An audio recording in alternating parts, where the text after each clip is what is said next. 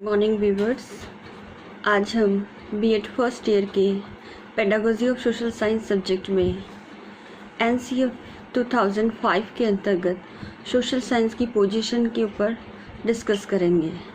यह है मोहनलाल सुखड़िया विश्वविद्यालय उदयपुर के मुख्य परीक्षा के अंतर्गत 2018 में इसके पार्ट बी में उल्लेखित है, जो इस प्रकार है। Explain in brief curriculum of social science according to NCF 2005, अर्थात राष्ट्रीय पाठ्यचर्या की रूपरेखा 2005 के परिप्रेक्ष्य में सामाजिक विज्ञान विषय के पाठ्यक्रम का समीक्षात्मक वर्णन कीजिए। तो इस प्रकार यह बहुत ही इम्पॉर्टेंट टॉपिक है और ये सभी सोशल साइंस से रिलेटेड जितने भी सब्जेक्ट पेपर्स हैं, चाहे वो पॉलिटिकल साइंस हो, इकोनॉमिक्स हो, हिस्ट्री हो, ज्योग्राफी हो या सोशलॉजी हो, ये सभी के लिए इम्पॉर्टेंट टॉपिक है क्योंकि यह सभी की फर्स्ट यूनिट में डिस्क्राइब किया हुआ है। तो ये सभी के लिए इम्पॉर्टेंट और यूज़फुल रहेगा, तो आप लोग इस वीडियो को ज़रूर देखिए। राष्ट्रीय पाठ्यचर्या की रूपरेखा 2005 में सामाजिक विज्ञान विषय की स्थिति। स्वतंत्रता प्राप्ति के पश्चात से ही माध्यमिक स्तर तक की शिक्षा के लिए कई आयोग और समितियों का गठन किया गया ताकि वह आयोग या समिति तत्कालीन परिस्थितियों का अध्ययन कर और माध्यमिक विद्यालय स्तर तक की शिक्षाओं में आने वाली समस्याओं का समाधान कर उपयुक्त सुझाव या अनुशंसाएं राष्ट्र के समक्ष प्रस्तुत कर सके। इसी संदर्भ में मुदालियर कमीशन 1954-56, कोठारी कमीशन अर्थात शिक्षा आयोग 1964-66, प्रथम राष्ट्रीय शिक्षा नीति 1968, इसके पश्चात 1986 नई राष्ट्रीय शिक्षा नीति और प्रोग्राम ऑफ एक्शन 1992, इसके पश्चात यह आवश्यकता महसूस की गई कि समस्त राष्ट्र में इन शिक्षा नीतियों के हिसाब से एक समान पाठ्यक्रम की रूपरेखा होनी चाहिए। सत्र 2000 में इसी अनुशंसाओं को ध्यान में रखते हुए प्रथम राष्ट्रीय पाठ्यचर्या की रूपरेखा का निर्धारण किया गया, लेकिन इसका प्रभावी क्रियान्वयन न होने के कारण सन 2005 में पुनः नए परिप्रेक्ष्य में राष्ट्रीय पाठ्यचर्या की रूपरेखा का गठन किया गया। इस पाठ्यचर्या की रूपरेखा के लिए सबसे पहले NCERT की कार्यकारिणी ने एक कमेटी गठित की गई थी। उस कमेटी ने 14 एवं 19 जुलाई 2004 की बैठकों में राष्ट्रीय पाठ्यचर्या की रूपरेखा को संशोधित करने का निर्णय लिया और इसका समर्थन मानव संसाधन विकास मंत्रालय नई दिल्ली ने भी किया। 1992 में यशपाल कमेटी के द्वारा बिना बोझ की शिक्षा पर प्रतिवेदन निर्धारित किया गया और इसने भी NCF 2000 की समीक्षा पर बल दिया। तत्पश्चात प्रोफेसर यशपाल की अध्यक्षता में एक समिति का निर्माण किया गया और इन्होंने समूची राष्ट्र की शिक्षा व्यवस्था पर कार्य करने के लिए 21 फोकस दलों को नियुक्त किया गया। इन समितियों में IASC के प्रतिनिधि, NCERT के शैक्षिक या अकादमिक सदस्य, विद्यालय के शिक्षक तथा गैर सरकारी संगठनों के प्रतिनिधि इस समिति के अंदर इन फोकस समूह के रूप में कार्य करते थे। इसके पश्चात उन्होंने क्षेत्रीय शिक्षा संस्थानों जो अजमेर, मैसूर, भोपाल इत्यादि में स्थित है, इनमें कई सेमिनार का आयोजन किया गया। राज्यों के शिक्षा सचिवों के साथ राष्ट्रीय पाठ्यचर्या पर विचार विमर्श किए गए तथा जनता से भी वर्तमान समय में किस प्रकार की पाठ्यचर्या पूरे राष्ट्र के लिए होनी चाहिए, इस पर समाचार पत्रों द्वारा उनकी राय ली गई तथा ग्रामीण स्तर पर एक शिक्षक सम्मेलन का आयोजन भी किया गया, जिसमें इस राष्ट्रीय पाठ्यचर्या के मुद्दे पर एक विशाल सम्मेलन का आयोजन कर ग्रामीण शिक्षकों से भी इस संदर्भ में राय ली गई। इस प्रकार राष्ट्रीय पाठ्यचर्या की रूपरेखा के लिए महत्वपूर्ण मुद्दे सामने आए और तत्पश्चात एक राष्ट्रीय पाठ्यचर्या का निर्माण किया गया और जिसकी शुरुआत रविंद्रनाथ टैगोर के निबंध सभ्यता और प्रगति के उद्धरण द्वारा किया गया। इसमें एनसीएफ 2005 में पूर्व की पाठ्यचर्या जो सन 2000 में बनाई गई थी उसके आधार पर तथा नई राष्ट्रीय शिक्षा 1986 और प्रोग्राम ऑफ एक्शन 1992 के महत्वपूर्ण तथ्यों पर जोर देते हुए एनसीएफ 2005 का दायरा और अधिक विस्तृत किया गया। इस प्रकार एनसीएफ 2005 का निर्माण किया गया, जिसे भारत की 18 भाषाओं में लिखा गया है, जो ऑनलाइन भी अवेलेबल है। इसके उद्देश्य हैं विचार तथा कर्म की स्वतंत्रता, अर्थात हमारी पाठ्यचर्या ऐसी हो जो बालकों को स्वतंत्र रूप से विचार करने और स्वतंत्र रूप से कार्य करने की स्वतंत्रता प्रदान करे। दूसरा, दूसरों की भलाई और भावनाओं के प्रति संवेदनशीलता। चूँकि सामाजिक विषय है ही समाज के मानवीय संबंधों का अध्ययन, इसलिए दूसरों की भलाई और भावनाओं के प्रति संवेदनशीलता होना आवश्यक है। तीसरा, नई परिस्थितियों का लचीलापन और रचनात्मक तरीकों से सामना करना। वर्तमान समय में परिवर्तनशील परिस्थितियां निरंतर समाज के विकास में अपना योगदान दे रही हैं और इसी संदर्भ में विद्यार्थियों में रचनात्मकता के साथ इन नई परिस्थितियों के साथ तालमेल बनाए रखने की क्षमता का विकास हो सके, यही इस एनसीएफ 2005 का ऑब्जेक्टिव है।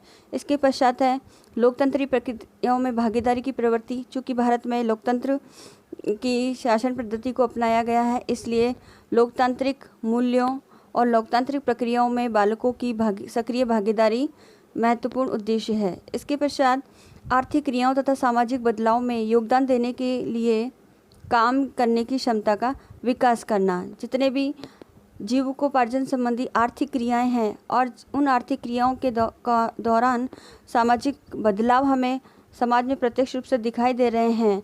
आज भौतिकवादी संस्कृति को हमने अपना लिया है, तो इस संदर्भ में हमारी भौतिकवादी प्रवृत्ति ने हमारी आर्थिक क्रियाओं को भी प्रभावित किया है। तो उसमें किस प्रकार से हम अपनी कार्य की क्षमताओं का विकास कर सके, यह भी इसका महत्वपूर्ण उद्देश्य है।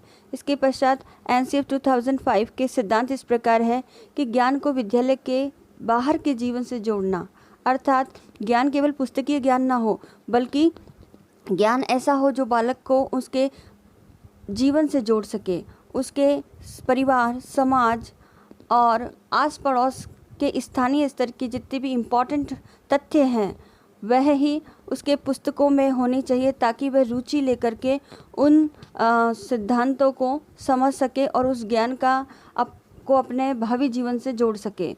दूसरा है पढ़ाई रटन प्रणाली से मुक्त हो, यह सुनिश्चित करना।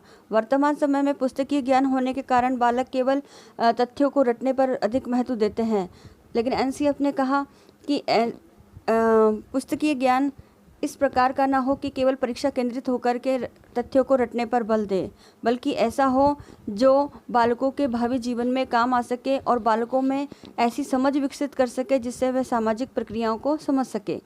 इसके पश्चात पाठ्यचर्या के संवर्धन द्वारा बालक का चहुमुखी विकास, न कि पाठ्य पुस्तक केंद्रित शिक्षा। एनसीएफ ने कहा कि पाठ्यचर्या इस प्रकार की हो कि बालक का सर्वांगीण विकास करे, न कि केवल पुस्तक केंद्रित शिक्षा। इसके पश्चात चौथा, परीक्षा प्रणाली को लचीला बनाना तथा कक्षा की गतिविधियों से जोड़ना। परीक्षा इस प्रकार की ना हो कि केवल लिखित परीक्षा या ओरल परीक्षा जो करके ही हम अपने वार्षिक मूल्यांकन का कार्य करें, बल्कि इस प्रकार की हो जिसमें बालक की पाठ्य सहगामी क्रियाओं का भी आकलन किया जाए। इसके संदर्भ में सतत और व्यापक मूल्यांकन का अवधारणा के आधार पर आजकल सीसीई मेथड का इस संदर्भ में यूज़ किया जा रहा है। नेक्स्ट, एक ऐसी अधिभावी का पहचान या विकास जिसमें प्रजातांत्रिक राज्य व्यवस्था के अंतर्गत राष्ट्रीय चिंताएं समाहित हो, यानी सोशल साइंस से रिलेटेड पाठ्यचर्या ऐसी हो जिसमें बालक राष्ट्र के समक्ष उत्पन्न होने वाली सामाजिक, आर्थिक, राजनीतिक समस्याओं पर चिंतन कर सके और एक समाज के महत्वपूर्ण नागरिक होने का कर्तव्य निभा सके। एनसीएफ 2005 में सामाजिक विज्ञान की स्थिति को समझने के लिए हमने इस मैटर को कुछ महत्वपूर्ण बिंदुओं के रूप में उल्लेखित किया है, जो इस प्रकार है। पहला, कि सामाजिक विज्ञान एक एकीकृत विषय है जिसमें इतिहास, भूगोल, राजनीति शास्त्र, अर्थशास्त्र, मानव शास्त्र और समाजशास्त्र का से संबंधित विषयों की सामग्री को सम्मिलित करके इसे सामाजिक विज्ञान का स्वरूप प्रदान किया गया है। इसका आधार एक भारतीय समाज में समतामूलक और शांतिप्रिय समाज की स्थापना करना है।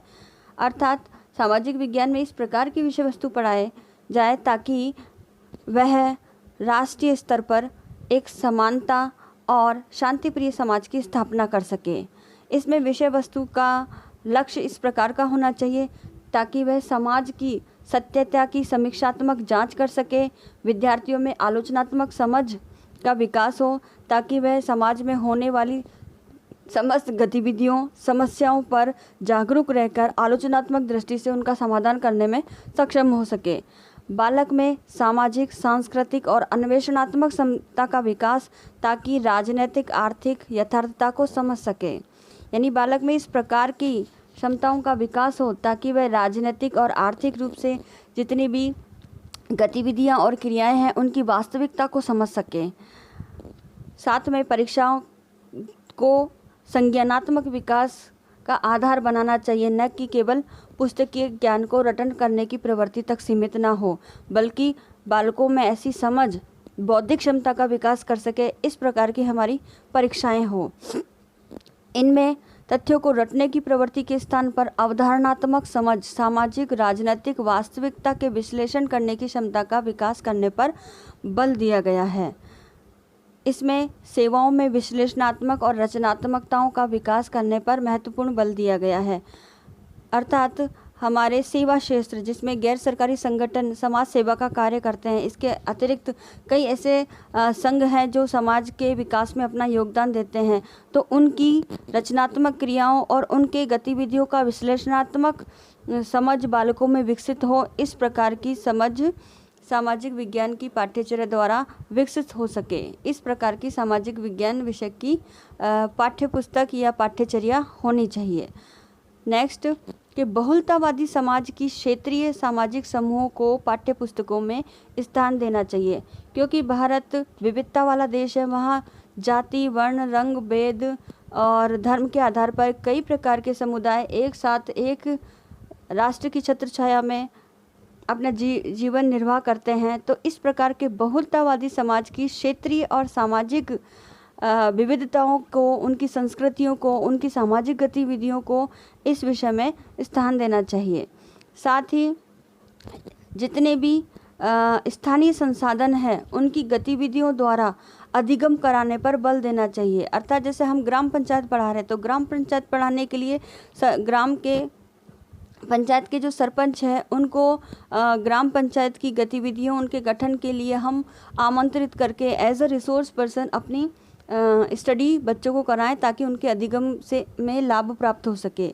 इसके पश्चात वैज्ञानिक दृष्टिकोण के विकास हेतु विशिष्ट पद्धतियों का उपयोग किया जाए। बालकों में किसी भी समस्या की सूक्ष्मतम विश्लेषण करने के लिए उसमें वैज्ञानिक दृष्टिकोण का होना आवश्यक है। अतः सामाजिक विज्ञान विषय अध्यापक बालकों में समस्या समाधान, खोज विधि, अन्वेषणात्मक विधि, साथ ही स्रोत विधि, इस प्रकार की कई ऐसी विधियों का प्रयोग करें ताकि बालकों में वैज्ञानिक दृष्टिकोण का विकास हो सके। नेक्स्ट, बालकों में स्वतंत्रता, विश्वास, परस्पर सम्मान और सामाजिक विविधता के आदर भाव द्वारा मानवीय मूल्यों का विकास करना, इस प्रकार की पाठ्यचर्या सामाजिक विज्ञान विषय की होनी चाहिए। शिक्षण का लक्ष्य बालकों को आलोचनात्मक, मानसिक और नैतिक क्षमताओं का विकास करना है। पाठ्यचर्या में विषयों को सम्मिलित कर अंतः अनुशासनात्मक चिंतन को बढ़ावा देना, क्योंकि सामाजिक विज्ञान की पाठ्यचर्या में कई विषयों का एकीकृत स्वरूप हमारे सामने परिलक्षित है। तो इस प्रकार से सभी विषयों को इंटरडिसिप्लिनरी अप्रोच द्वारा सह संबंधित करके अधिगम करवाया जाना चाहिए। एनसीएफ 2005 में सामाजिक विज्ञान की स्थिति को 3 महत्वपूर्ण पार्ट में दिखाया गया है ताकि उसके आधार पर हम उसके अंदर ज्ञान संबंधी तथ्य, हमारे विद्यालय स्तर पर किस प्रकार की पाठ्यचर्या उसमें सम्मिलित की गई है, और साथ ही शिक्षक प्रशिक्षण के रूप में एक शिक्षक को किस प्रकार से सामाजिक विज्ञान की पाठ्यचर्या का हस्तांतरण बालकों के लिए करना चाहिए। इन 3 संदर्भ में हम एनसीएफ में सामाजिक विज्ञान की पोजीशन देखेंगे। इसमें पहला है कि सामाजिक विज्ञान में प्रस्तावित ज्ञान मीमांसात्मक ढांचा। ज्ञान मीमांसात्मक यानी दार्शनिक तथ्यों के रूप में ज्ञान की वो कौन सी विषय वस्तु इस एनसीएफ 2005 में सोशल साइंस के संदर्भ में दी गई है, वह हम आगे पढ़ेंगे। इसमें पहला है कि भारतीय विविधता जैसे जाति, धर्म, संप्रदाय आदि का ज्ञान इस विषय के अध्ययन द्वारा बालकों को हो। नेक्स्ट, राष्ट्रीय तथा स्थानीय दृष्टिकोण में संतुलन स्थापित करना।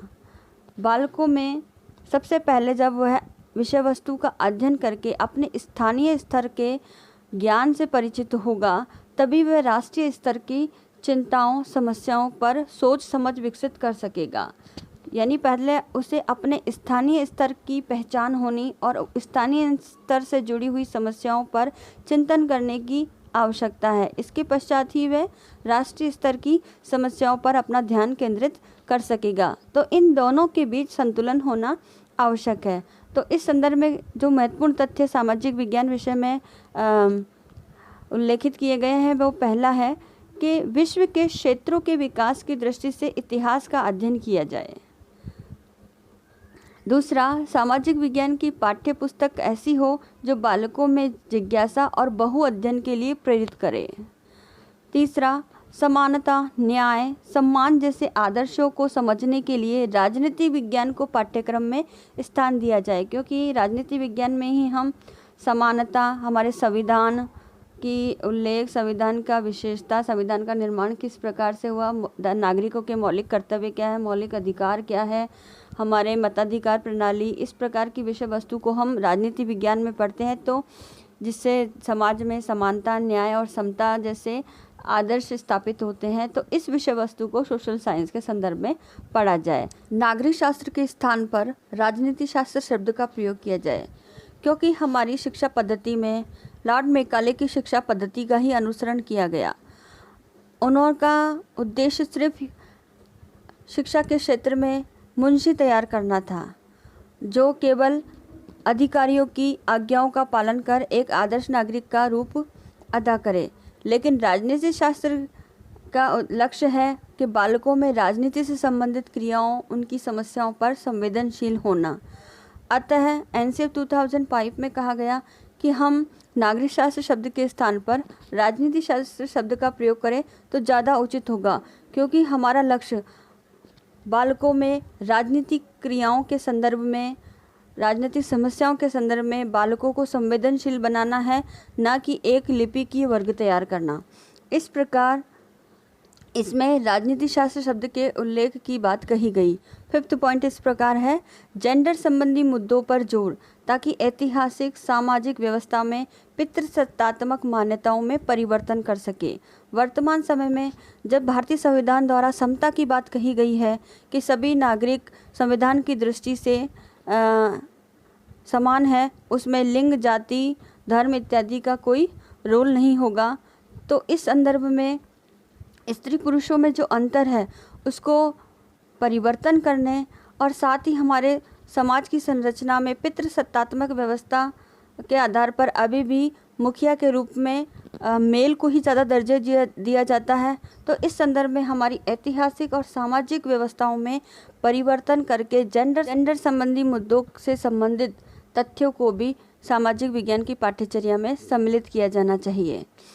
इसमें बालकों के स्वास्थ्य, विकास तथा संबंधों के प्रति व्यवहारों में परिवर्तन को भी पाठ्यचर्या में स्थान दें, ताकि आवश्यकता और समस्याओं का समाधान करने की बालकों में क्षमता का विकास हो सके। इस पाठ्यचर्या द्वारा बालकों में सार्वभौमिक मूल्यों तथा मानवाधिकारों के प्रति जागरूकता और समझ का विकास भी हो। इस प्रकार की पाठ्यचर्या को सामाजिक विज्ञान विषय में स्थान देना चाहिए। सेकंड है पाठ्यचर्या का नियोजन। चूँकि पाठ्यचर्या विद्यालय शिक्षा कक्षा 1 से 12 तक के स्तर को निर्धारित करती है, इस संदर्भ में विद्यालय शिक्षा के स्तरों के आधार पर पाठ्यचर्या का स्वरूप किस प्रकार का होना चाहिए यह इसमें उल्लेखित है, जिसमें पहला है प्राथमिक स्तर। प्राथमिक स्तर में कहा गया है कि सामाजिक विज्ञान से संबंधित जानकारी को गणित और भाषा के साथ प्राकृतिक तथा सामाजिक पर्यावरण का ज्ञान देने के संदर्भ में किया जाना चाहिए। अर्थात पहली और दूसरी में सिर्फ 3 विषय ही पढ़ाए जाते हैं, जिसमें गणित, अंग्रेजी, हिंदी और बस ये 3 विषय ही होते हैं। तो इन 3 विषयों को सामाजिक विज्ञान के संदर्भ में प्राकृतिक तथा सामाजिक पर्यावरण का ज्ञान बालकों को देने के संदर्भ में पाठ्यचर्या का उल्लेख किया गया है। दूसरा, इसमें भौतिक, जैविक, सामाजिक और सांस्कृतिक विशेषताओं के आधार पर कई प्रकार की विद्यालय में गतिविधियों का आयोजन किया जाए ताकि बालक अपने सामाजिक वातावरण को समझ सके। भाषा में जेंडर संवेदनशीलता को स्थान दिया जाए, अर्थात बालकों के साथ साथ बालिकाओं की भी आवश्यकताओं, महत्व, उनके पोषण, उनकी आवश्यकताओं, उनके विकास के लिए समान अवसर और अधिकार उपलब्ध कराना ही जेंडर संवेदनशीलता है। तो लैंग्वेज के संदर्भ में जेंडर संवेदनशीलता का दृष्टिकोण अपनाया जाना चाहिए। नेक्स्ट, शिक्षण विधियां सहभागिता और विचार विमर्श पर आधारित हो, क्योंकि प्राथमिक स्तर पर बालक बहुत छोटे होते हैं, तो ऐसी पाठ्यचर्या को हस्तांतरण के लिए शिक्षण विधियां सहभागिता और विचार विमर्श पर आधारित हो। कक्षा 3 से 5 तक पर्यावरण अध्ययन के रूप में सामाजिक विज्ञान विषय से संबंधित शिक्षा दी जानी चाहिए। इसके पश्चात प्राकृतिक वातावरण में प्राकृतिक संसाधनों जैसे खनिज, लोहा, तांबा, वनस्पति, जीव जंतु आदि जितने भी हैं हमारे प्राकृतिक रिसोर्सेज, संरक्षण तथा इनके शरण से बचाने की आवश्यकता पर बल दिया गया है। साथ ही इसमें ग्रामीण और शहरी क्षेत्रों में गरीबी, बाल श्रम, अशिक्षा की समस्याओं पर बालकों में संवेदनशीलता उत्पन्न हो, इस प्रकार की पाठ्यचर्या होनी चाहिए। नेक्स्ट, इसमें विषय वस्तु बालकों के दैनिक अनुभव और संसार को प्रतिबिंबित करने वाली होनी चाहिए। अब उच्च प्राथमिक स्तर पर सामाजिक विज्ञान की पाठ्यचर्या में इतिहास के अंतर्गत भारत और विश्व के विकास संबंधी क्रम, भूगोल के अंतर्गत पर्यावरण और उसके संसाधन जो स्थानीय और वैश्विक स्तर पर उनका वितरण है, विकास है, उनका किस प्रकार से मितव्यय उपयोग करके संतुलन स्थापित कर सकें। साथ ही राजनीति विज्ञान के अंतर्गत स्थानीय, राज्य और केंद्र स्तर तक की सरकारी जितने भी गतिविधियां हैं, उनके गठन, कार्य, लोकतंत्रात्मक प्रक्रियाओं से बालकों को अवगत कराया जाए। अर्थशास्त्र के संदर्भ में जितने भी आर्थिक संस्थान हैं जैसे परिवार, बाजार, राज्य की समझ बालकों को दी जाए, इस प्रकार की विषय वस्तु होनी चाहिए। और एक खंड ऐसा हो जिसमें विभिन्न विषयों को अंततः अनुशासनात्मक रूप में अध्ययन कराया जाए। इसके पश्चात माध्यमिक स्तर पर किस प्रकार की पाठ्यचर्या होनी चाहिए, इसमें इतिहास, भूगोल, राजनीति विज्ञान, समाजशास्त्र विषय की सामग्री का संयुक्त रूप से अध्ययन किया जाए और इसमें भारत की सामाजिक और आर्थिक समस्याओं पर गहन चिंतन बालकों में हो सके, इस प्रकार की विषय वस्तु को उसमें उल्लेखित किया जाए। साथ ही अंतः अनुशासनात्मक पद्धति द्वारा बहुविध दृष्टिकोण का विकास किया जाए। आदिवासी, दलितों, नागरिकों के अधिकारों को भी इसमें स्थान दिया जाए। विषय वस्तु बालकों के दैनिक जीवन से संबंधित हो। इतिहास के अंदर स्वतंत्रता संग्राम, आधुनिक भारत के सभी पहलुओं का अध्ययन, विश्व के अन्य भागों की घटनाएं, उनकी पहचान, समझ और उनमें हो रहे बदलाव तथा परिवर्तन की प्रक्रियाओं की खोज। साथ ही सत्ता नियंत्रण के परंपरागत तथा आधुनिक तरीकों में तुलना, यानी वर्तमान समय में हमारी राजनीति के संदर्भ में सत्ताएं प्रति 5 वर्ष के बाद परिवर्तनशील हो जाती है और वह किस प्रकार से देश पर नियंत्रण स्थापित करती है और वो कौन सी स्ट्रेटजी यूज़ करती है जिससे शासन 5 साल तक अनवरत रूप से चलाया जाए। इन सभी आधुनिक प्रक्रियाओं का अध्ययन इसके अंतर्गत किया जाए। भूगोल के अंतर्गत पर्यावरण के विकास, पर्यावरणीय समस्याओं के प्रति आलोचनात्मक दृष्टिकोण विकसित हो। साथ ही पर्यावरण संरक्षण और उसे बचाव के उपाय तथा उनका मितव्यय उपयोग द्वारा सस्टेनेबल डेवलपमेंट की संकल्पना पर बल दिया जाए। राजनीति विज्ञान के संदर्भ में भारतीय संविधान के दार्शनिक आधार समानता, उदारता, स्वतंत्रता, न्याय, भाईचारा, धर्मनिरपेक्षता, सम्मान, बहुलता तथा उत्पीड़न से मुक्त विषय वस्तु को इस पाठ्यचर्या में स्थान दिया जाए। अर्थशास्त्र के संदर्भ में विभिन्न लोगों के दृष्टिकोणों से विभिन्न विषयों पर चर्चा की जाए। इसमें एडम स्मिथ है, कौटिल्य है, अनेक अर्थशास्त्री हैं जिनके आर्थिक दृष्टिकोण, आर्थिक विचारधाराओं को इस विषय की पाठ्यचर्या में स्थान दिया जाए। इसके पश्चात उच्च माध्यमिक स्तर पर किस प्रकार की पाठ्यचर्या होनी चाहिए, क्योंकि यह है हमारी शिक्षा का यानी अनौपचारिक शिक्षा का अंतिम स्तर है। इसमें विद्यार्थी एक तरफ आगे स्टडी के लिए आगे बढ़ते हैं, दूसरी तरफ अपने जीविकोपार्जन के लिए रोजगार का भी ध्यान देते हैं और पढ़ाई छोड़ करके रोजगार, जीविकोपार्जन जिसके लिए व्यावसायिक पाठ्यक्रमों का भी स्टडी करते हैं। तो इसका ध्यान में रखते हुए उच्च माध्यमिक स्तर पर पाठ्यक्रम चयन की स्वतंत्रता बालकों को दी जाए और सामाजिक विज्ञान विषय में जितने भी एकीकृत विषय हैं अब उन सबका स्वतंत्र रूप से अध्ययन करने के लिए उन विषयों को चयन करने की स्वतंत्रता दी जाए, जिसमें सामाजिक विज्ञान में मनोविज्ञान, दर्शन शास्त्र, मानव विज्ञान, राजनीति शास्त्र, अर्थशास्त्र, इतिहास, समाजशास्त्र, ये इन विषयों में से कोई सभी विषय बालक चयन कर सकते हैं। साथ ही अब एक ज्ञान की दृष्टि से एक दूसरी शाखा वाणिज्य अर्थात कॉमर्स के रूप में आती है, तो उसमें कई सब्जेक्ट जैसे लेखा शास्त्र, बिजनेस स्टडी इत्यादि की भी में से कोई से भी विषय का चयन कर सकते हैं। इसी ज्ञान की शाखा में एक विज्ञान विषय भी आता है जिसमें बालक भौतिक विज्ञान, जीव विज्ञान, रसायन विज्ञान इत्यादि से संबंधित अपने विषयों का चयन कर सकते हैं। तो इस प्रकार पाठ्यचर्या का नियोजन विद्यालय के विभिन्न स्तरों जैसे प्राथमिक, उच्च प्राथमिक, माध्यमिक और उच्च माध्यमिक स्तर पर किस प्रकार से सामाजिक विज्ञान विषय की विषय वस्तु को पाठ्यचर्या में संयोजित किया गया है वो सब हमने पढ़ा। इसके बाद है शिक्षा शास्त्र और संसाधनों के अधिगम के संदर्भ में पाठ्यचर्या के लिए क्या महत्वपूर्ण बातें हैं उनको भी बिंदुवार इस प्रकार से समझेंगे।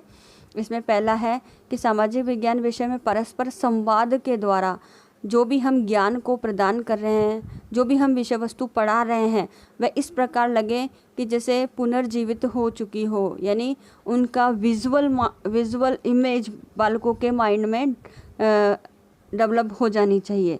साथ ही शिक्षक शिक्षण विधियों के रूप में समस्या समाधान, नाटकीकरण, भूमिका निर्वाह जैसी विधियों का ज़्यादा उपयोग करें। इसके साथ ही कहानी कथन विधि है, स्रोत विधि है, लेक्चर कम डेमोन्स्ट्रेशन मेथड है, डिस्कवरी मेथड है, ये कई विधियां हैं, इनका उपयोग करके सामाजिक विज्ञान विषय को पढ़ाएं। नेक्स्ट, इसमें बालकों में रचनात्मक, सौंदर्य बोध और आलोचनात्मक चिंतन के विकास के संदर्भ में विषय वस्तु का संयोजन करें और इस प्रकार से स्टडी कराएं। और नेक्स्ट, अतीत से लेकर वर्तमान तक के बीच के जो संबंध है उसके दौरान जितने भी समाज में हुए सामाजिक परिवर्तन है उसको समझने की सामाजिक क्षमता का विकास करें। दृश्य श्रव्य सामग्री का प्रयोग कर पुरातत्ववादी से लेकर भौतिक संस्कृति की प्रवृत्ति द्वारा शिक्षण कराने और ऑडियो विजुअल एड्स के अंदर कई प्रकार की chart, model, film strip, video tape, computers, OHP इत्यादि के माध्यम से अध्ययन कराएं तो अध्ययन ज़्यादा रुचिकर और ज़्यादा स्थायी होगा और बालकों में अधिगम के प्रति रुचि भी बनी रहेगी। तो इस प्रकार की ऑडियो विजुअल एड्स का यूज़ किया जाए। साथ ही वाद विवाद और परिचर्चा द्वारा जितना हो सके शिक्षण की प्रक्रिया में अधिगम को प्रोत्साहित करने हेतु बालकों की अधिक से अधिक भागीदारी बढ़ाई जाए। व्यक्ति और समुदाय के लोगों के जीवन के अनुभवों और अवधारणात्मक समझ का विकास हो कि किस प्रकार से समाज में मानवीय संबंधों का निर्वाह होता है, उन संबंधों के अंदर कौन कौन सी ऐसे अवधारणा विकसित होती है जो बालकों के भावी जीवन में एक प्रेम पूर्वक सौहार्दपूर्ण संबंध विकसित करने में मददगार साबित हो सके। इसके साथ ही शिक्षण उपागम में खुलापन हो, केवल एक सामाजिक विज्ञान का दायरा ही नहीं हो बल्कि अंतः अनुशासनात्मक पद्धति द्वारा कला, साहित्य, गणित, विज्ञान इन सभी विषयों की महत्वपूर्ण सूचनाओं को, महत्वपूर्ण दृष्टांतों को, अनुभवों को भी सहसंबंधित करके इस शिक्षण के दौरान इस विषय में पढ़ाया जाए। साथ ही कक्षा में सामाजिक वास्तविकताओं को स्थान दिया जाए और विषय में जागरूकता का विकास किया जाए। इस प्रकार NCF 2005 में एक बहुत ही व्यापक परिप्रेक्ष्य में सामाजिक विज्ञान की पाठ्यचर्या को डिस्कस किया गया है। मैं आशा करती हूँ कि ये वीडियो आपके लिए बहुत ही लाभदायक होगा। अब आज का टास्क इस प्रकार है कि NCF 2005 में सामाजिक विज्ञान इस विषय की स्थिति का वर्णन 300 शब्दों के अंतर्गत करिए, क्योंकि MLSU द्वारा वर्ड लिमिट निर्धारित की गई है। आप इसमें से जो महत्वपूर्ण लगे उसके आधार पर अपने नोट्स प्रिपेयर कीजिए और अपनी स्टडी कीजिए। Thank you.